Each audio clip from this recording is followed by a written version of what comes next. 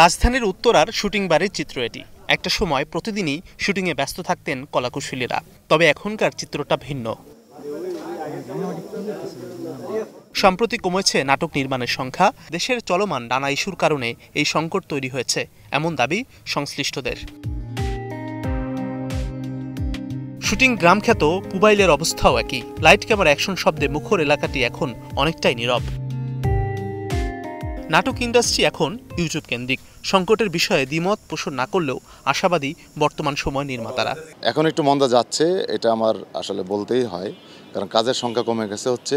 কাজ হচ্ছে কিন্তু বড় অ্যারেঞ্জমেন্ট টাইপের কাজের সংখ্যাটা কমে গেছে, কারণ স্পন্সরদের একটা ক্রাইসিস আছে, কারণ দেশের পলিটিক্যাল কন্ডিশনের কারণে টেলিভিশন স্পন্সরশিপ কমে গেছে।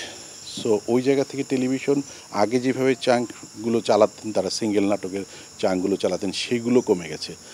স্পন্সর শিফট হয়ে চলে গেছে ইউটিউবে, কারণ দেশের পরিস্থিতি কি হবে না হবে সেইটা আসলে না জেনে কেউ আসলে নিজের ঘাটের টাকা ইনভেস্ট করতে চাইছে না। শুধু নাটকের সংখ্যা নয়, বাজেটও কমে যাচ্ছে। আর তাই এই অঙ্গন থেকে নিজেদের গুটিয়ে নিচ্ছেন অনেক জনপ্রিয় মুখ। আগে যেমন 3 দিন লাগতো, এখন একদিনে একটা নাটক হয় 15-16টা সিকোয়েন্সে। হ্যাঁ, তো একদিনে আপনি একটা ক্যারেক্টারে ঢুকতেই তো আপনার সময় লাগবে 6 ঘন্টা 7 ঘন্টা। তারপরে আপনি কীভাবে ডেলিভার করবেন আপনার সিকোয়েন্সগুলি। কাজের গতি কমে যাওয়ায় হতাশা ও দুশ্চিন্তার কথা বলছেন কেউ কেউ। তবে বর্তমান অবস্থাকে ইন্ডাস্ট্রির জন্য শোচনীয় বলতে চান না তারকাদের কেউ কেউ।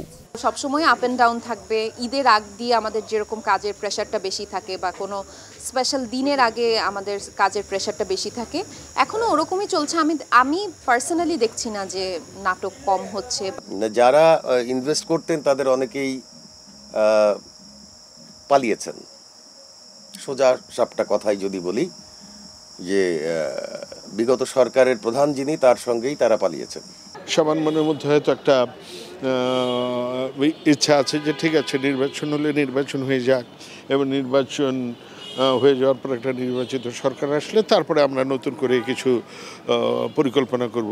আজ রবিবার, কোথাও কেউ নেই, এইসব দিনরাত্রি কিংবা এ সময়ের দেনা পাওনা মন্দুয়ারের মতো নাটকগুলো দর্শক হৃদয়ে। চলমান সংকট কাটিয়ে চেনা ছন্দে ফিরবে নাটকের ইন্ডাস্ট্রি, এমনই প্রত্যাশা ছোট পর্দার তারকাদের। Mazharul Islam Tamim, star news.